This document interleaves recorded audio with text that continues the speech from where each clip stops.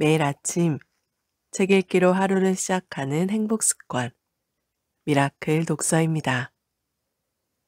오늘 함께 읽어볼 책은 존 리의 부자 되기 습관, 대한민국 경제 독립 액션 플랜, 존 리 지음, 지식 노마드에서 펴낸 책입니다.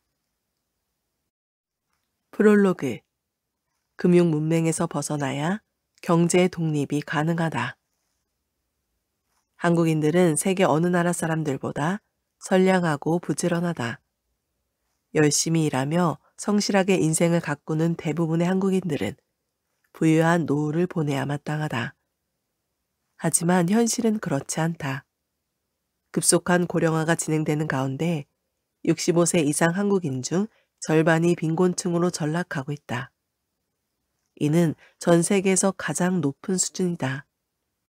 왜 이러한 현실을 맞게 됐을까?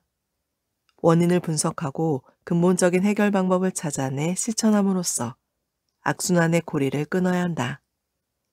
미리 준비하지 않고 과거의 잘못된 관해, 습관을 고치지 않는다면 미래에도 같은 불행은 계속될 것이다. 이는 우리 자손들은 물론 향후 100년간 한국의 운명이 달린 일이다. 그런 마음으로 왜 주식인가? 엄마 주식 사주세요에 이어 세 번째로 이 책을 쓰게 되었다. 또한 이론적인 금융 지식보다는 경제적 자유를 얻는 데 실질적으로 도움을 주는 책, 부자로 가는 방법을 알려주는 책이 되게 하려고 노력했다. 경제 독립을 향한 여정에서 한 걸음 한 걸음 내디딜 수 있도록 이제는 그 구체적인 방법을 제시하려고 한다. 열심히 일한 당신, 왜 돈에 쪼들리는가? 구체적인 방법을 알아보기 전에 우리는 근본적인 질문부터 던져볼 필요가 있다. 당신은 열심히 일하는데 왜 돈에 쪼들리는 삶을 살고 있는가? 왜 돈 걱정에서 자유롭지 않은가? 이유는 명백하다. 우리는 유난히 다른 선진국에 비해 돈에 대해 배우지 않기 때문이다. 또한 자본주의 사회에 살고 있음에도 자본이 일하게 하는 것을 이해하지 못하고 돈으로부터 멀어지는 삶을 살고 있다는 것도 이유가 된다. 한국인들은 돈에 대한 이야기를 솔직하게 하는 것을 금기시한다.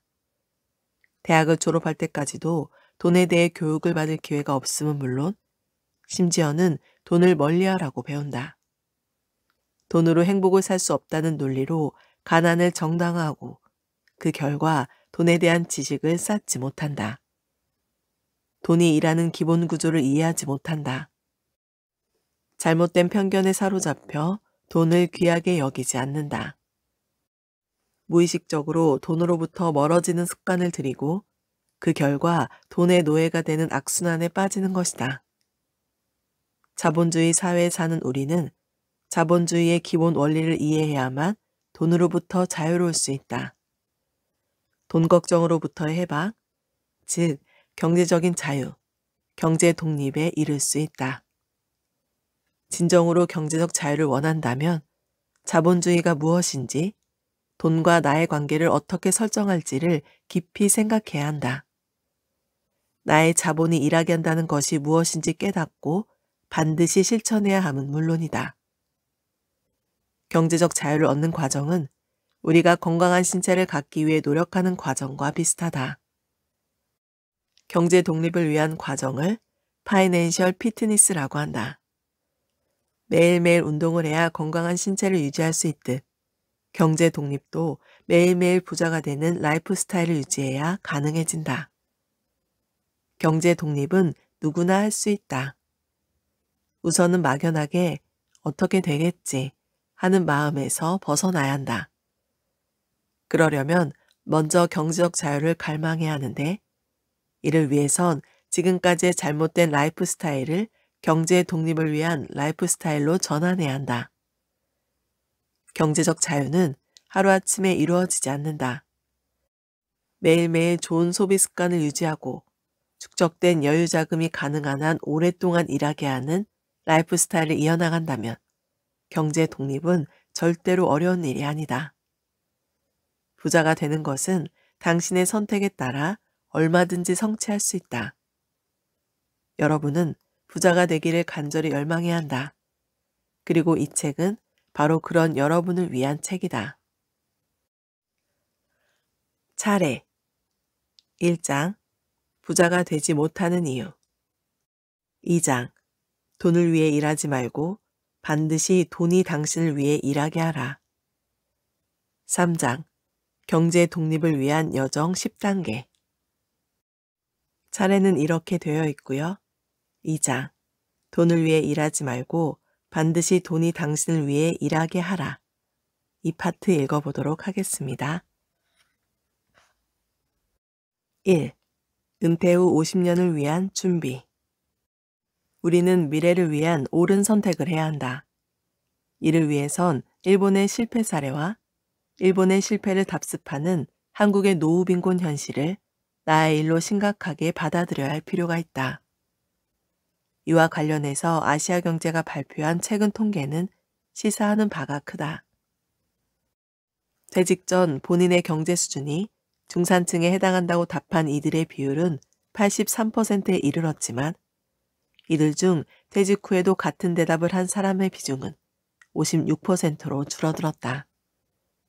또한 퇴직 전 자식이 빈곤층에 해당한다고 답한 이들은 13%에 불과했으나 퇴직 후엔 44%로 크게 늘었다. 이처럼 퇴직 전엔 스스로를 중산층으로 믿었던 많은 이들이 퇴직 후엔 자신이 실은 빈곤층이라는 사실을 너무 늦게 깨닫는다. 후회하기 전에 또 은퇴 후가 아닌 은퇴 전부터 경제 독립을 위한 준비를 미리미리 시작해야 하는 이유가 이것이다. 하루라도 일찍 노후 준비와 경제 독립을 어떤 것보다 우선시해야 하고 라이프 스타일의 과감한 변화를 이루어야 한다. 미비한 노후 준비는 개인의 불행뿐 아니라 사회 전체의 문제가 되고 더 나아가 국가 경쟁력에도 심각한 영향을 끼치기 때문이다. 다시 강조하지만 노후 준비를 위해서는 극심한 금융 문맹에서 벗어나야 한다.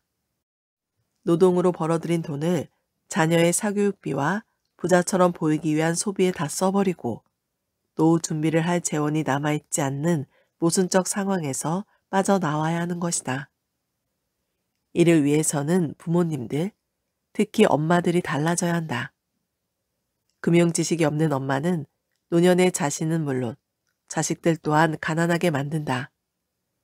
엄마들이 변하고 소비와 투자를 현명하게 이해한다면 온 가족의 풍요로운 경제 독립을 이룰 수 있다. 중요한 것은 실천이다. 자녀들의 창의력을 망치는 사교육비를 투자로 전환하면 가족 모두의 경제 독립과 여유로운 삶이 가능해진다. 복리의 마법을 이해하고 나면 자녀들에게 쓰는 사교육비가 얼마나 잘못된 소비인지 깨닫게 될 것이다. 100세 시대라는 인류 역사에 없던 시대를 살아갈 우리는 은퇴 후 50년을 위한 설계를 해야 한다. 가장 중요한 것은 노후 준비를 위한 재원 마련이다. 예전보다 20년 이상 수명이 늘어난 지금은 부모를 부양해줄 자녀의 수도 5명이었던 과거와 달리 한두 명으로 줄었다. 자녀들의 경제 상황 또한 만만치 않다. 인간의 노동력을 기계가 대체할 가능성이 높아지는 미래에는 없어지는 직업도 많을 것이고 개개인의 능력 차이에 따라 부의 격차 또한 벌어질 것으로 예상된다. 이런 상황에서 자녀들이 부모의 노후에 경제적 도움을 줄 가능성은 아주 희박하다. 세상은 너무나 빠르게 변하고 있다. 여러 분야에서 엄청난 변화를 보이는 한국임에도 절대 변하지 않고 있는 한 가지 분야가 있다. 바로 교육 시스템이다. 한국은 100년 전, 200년 전의 교육 시스템을 지금도 고수 중이다. 과거 시험에 합격해서 관직에 나아갔던 것은 수백 년 전의 일임에도 현재 한국인들은 열심히 공부해서 좋은 대학을 다닌 뒤 공무원이 되거나 대기업에 취직하는 것이 성공의 길이라고 철석같이 믿고 있다. 이런 잘못된 믿음 때문에 각 가정은 자녀들의 사교육비로 자본을 탕진하는 엄청난 잘못을 범한다. 부모의 노후 준비, 자녀들의 경제 독립을 위해 투자로 쓰여야 할 자금이 쓰레기통에 버려지는 셈이나 마찬가지인 현상이 한국에서는 당연시된다. 이런 상황이니 부모님뿐 아니라 자녀들의 가난이 대대로 이어질 수밖에 없다. 1980년 미국은 401K라는 기업퇴직연금 제도를 도입했다. 이는 회사가 매월 일정액의 퇴직금을 적립해주면 직원 개인이 그것을 독립적으로 운용하는 제도다. 401K는 근로자들의 장기적 주식 투자를 획기적으로 촉진하여 많은 중산층을 양산했고 국가 역시 국민들의 노후 지원을 위한 재정 부담을 줄일 수 있었다. 한국도 퇴직금 제도를 퇴직연금으로 전환하여 근로자 노후 대비의 교두부를 마련하였다. 하지만 운용에 있어서는 미국의 401K와 전혀 다른 양상을 보인다. 401K 덕에 미국에선 퇴직연금이라는 양질의 자금이 주식시장에 투입되어 많은 새로운 기업들을 탄생시켰다. 401K는 장기적인 노후자금이기 때문에 주식에 많이 투자되는 반면 한국의 퇴직연금은 주식 투자 비중이 지극히 낮고 대부분 은행 예금이나 채권에 들어가 있다. 뒤에서 자세히 살펴보겠지만 한국의 퇴직연금은 확정 기여형 DC, 확정 급여형 DB로 나뉜다. 확정 기여형 DC는 정해진 금액을 회사가 연금으로 지급하고 그 운용을 근로자 개인이 하는 것이다.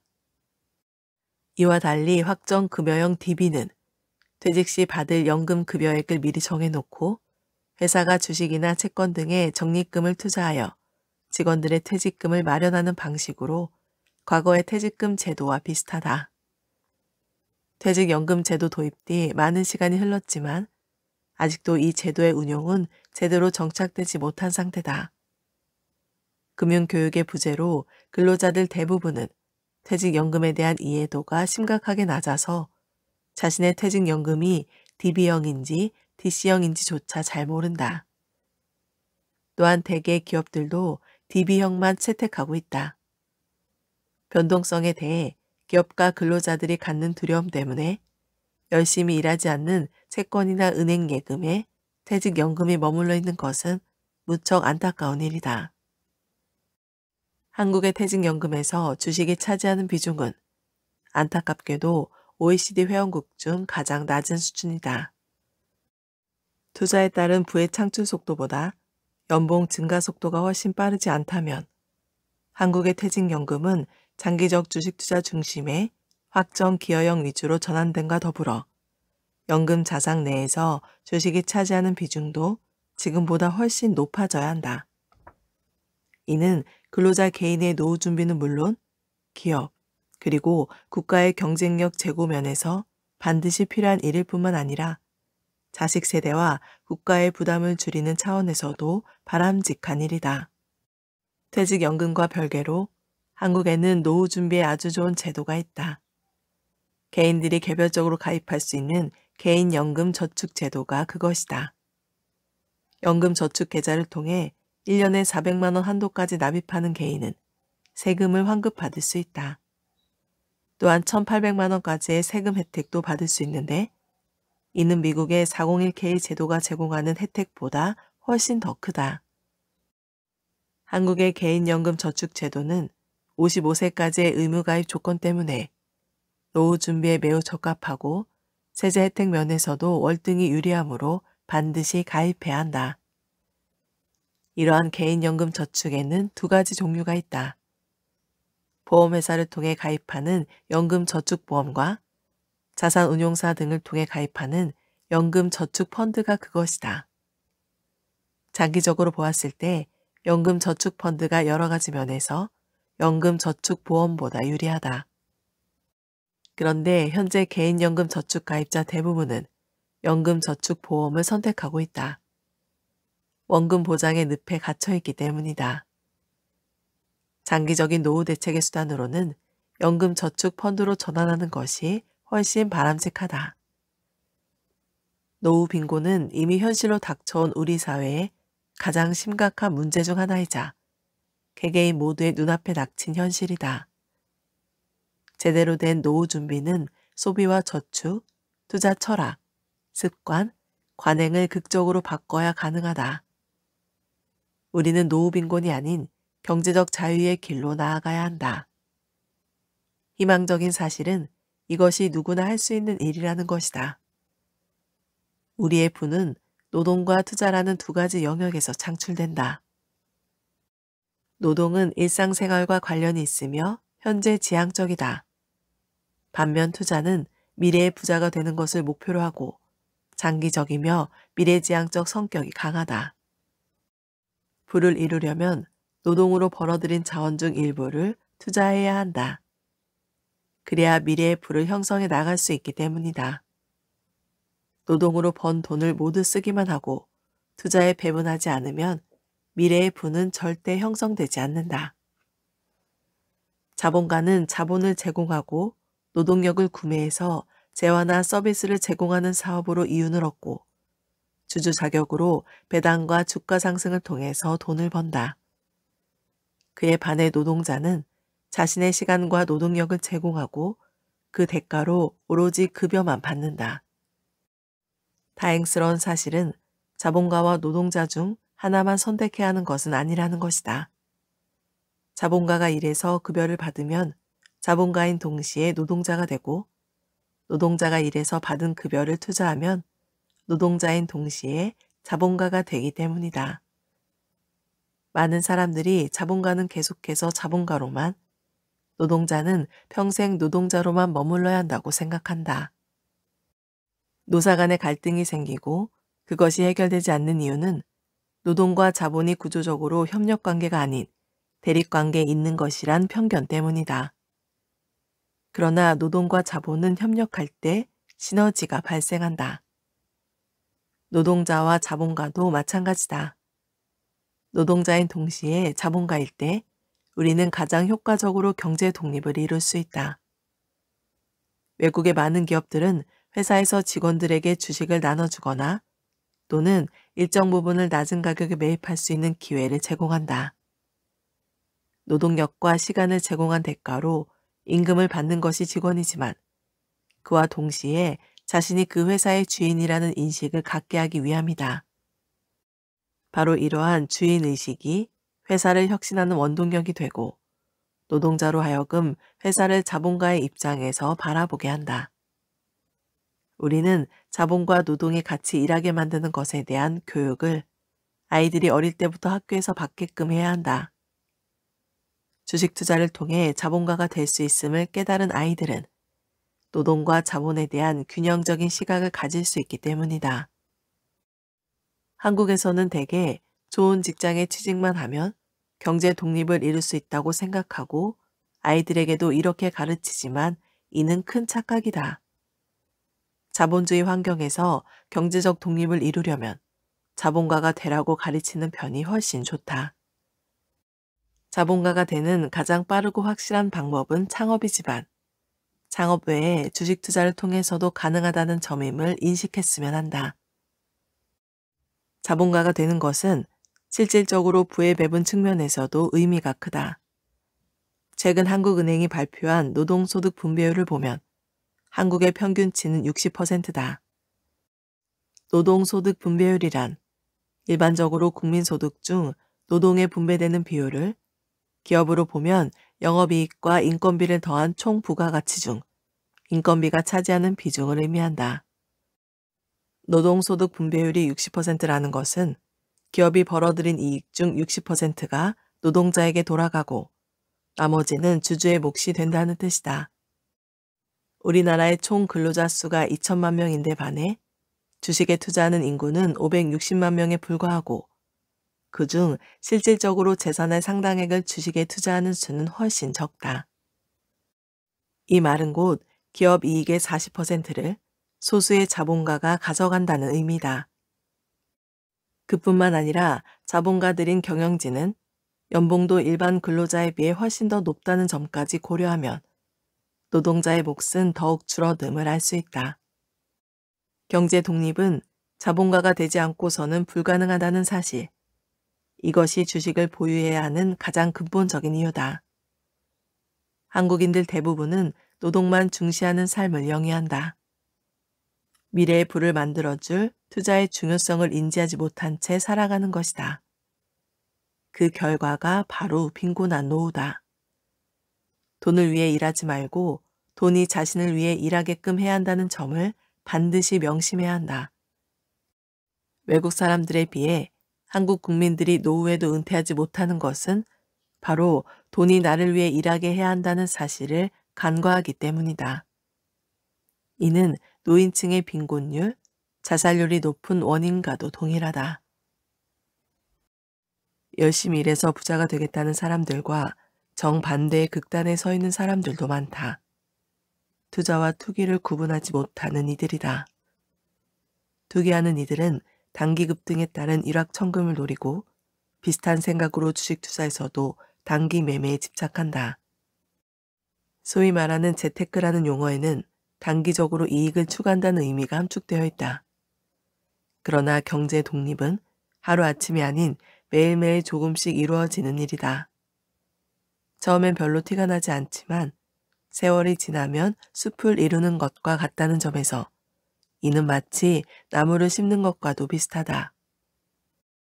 변화무쌍한 세상에서 무수한 변수를 통제하며 단기적 결과를 예측하는 신통력을 지닌 사람은 존재하지 않는다.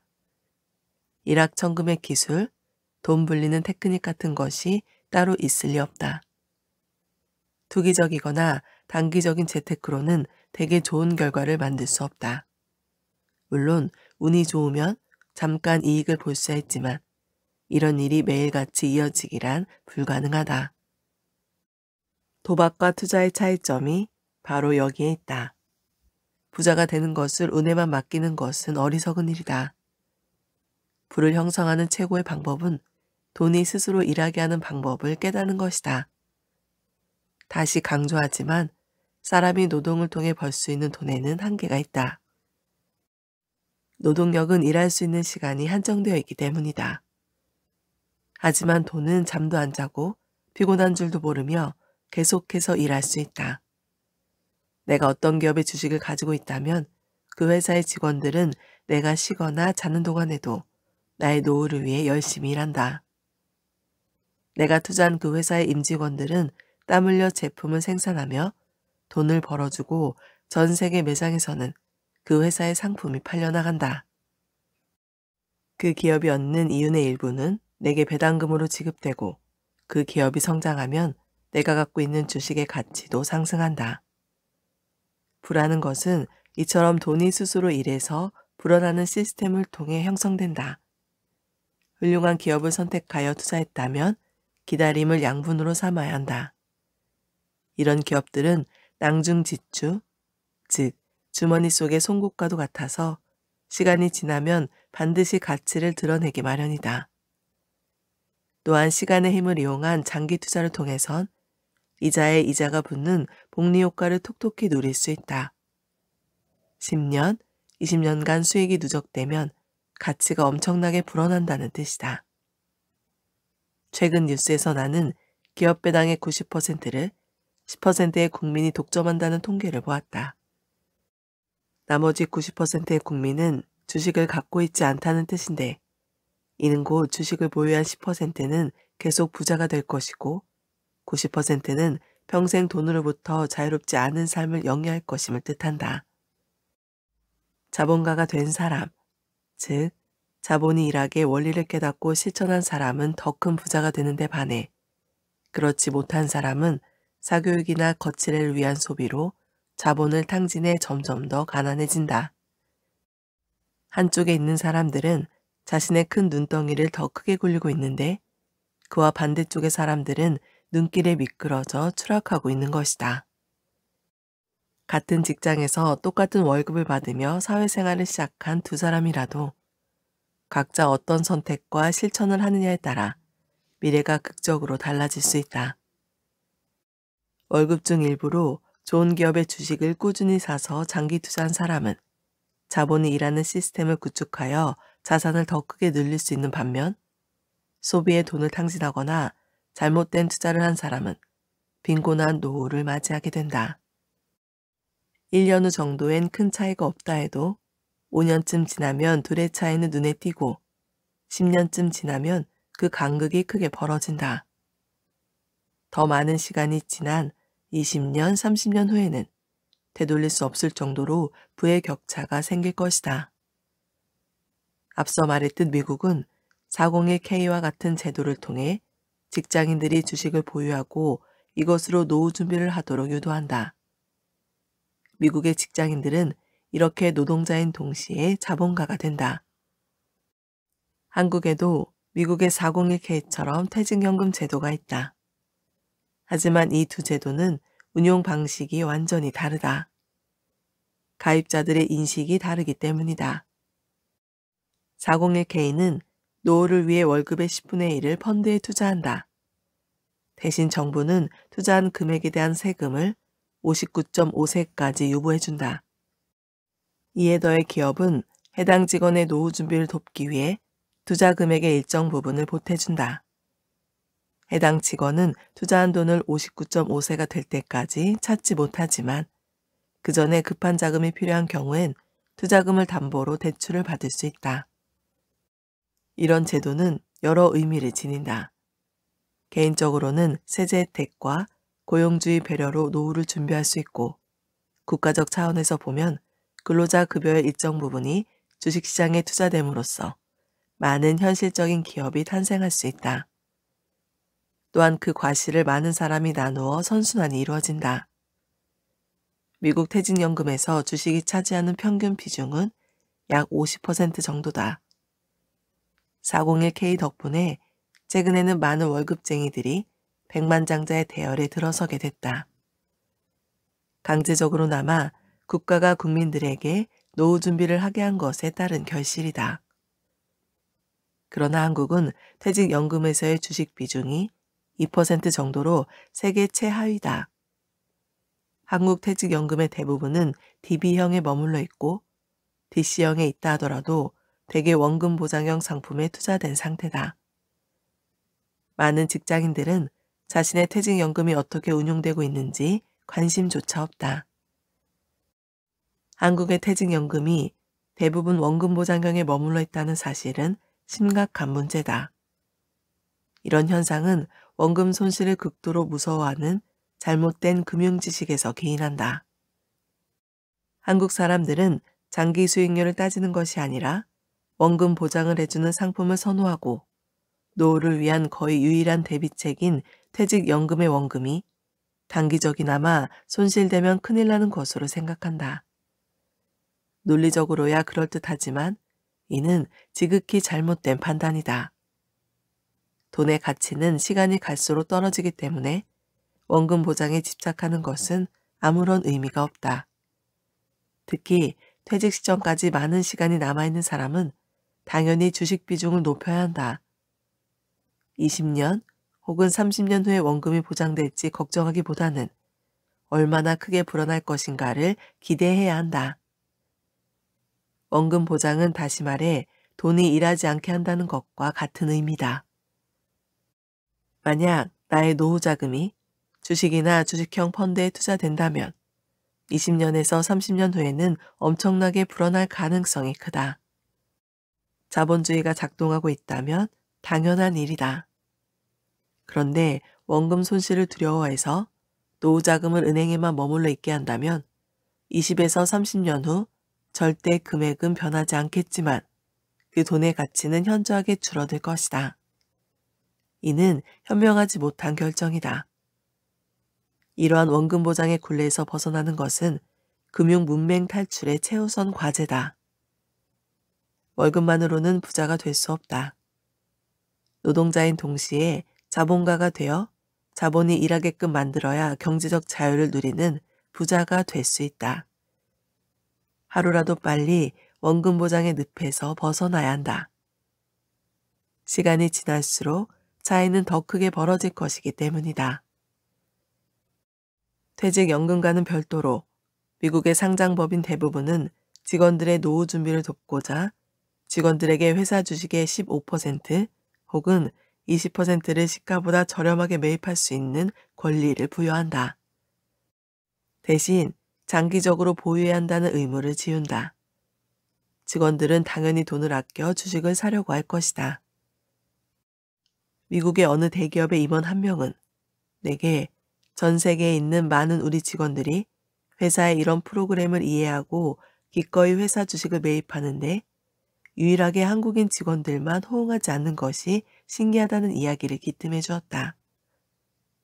주식에 대한 편견, 금융교육의 부재는 이처럼 심각하게 우리를 빈곤에서 벗어나지 못하게 한다. 결론적으로 은퇴 후 50년의 경제 독립을 위해서는 하루라도 일찍 투자를 시작하고 돈이 일하게 하는 구조를 이해해야 한다.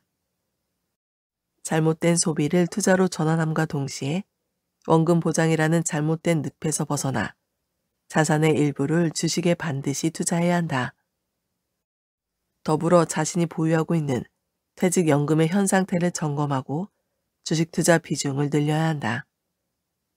퇴직연금은 나의 은퇴 준비를 위해 가장 열심히 일해야 할 자산이기 때문이다. 오늘 미라클 독서는 여기까지 읽도록 하겠습니다. 오늘도 감사합니다.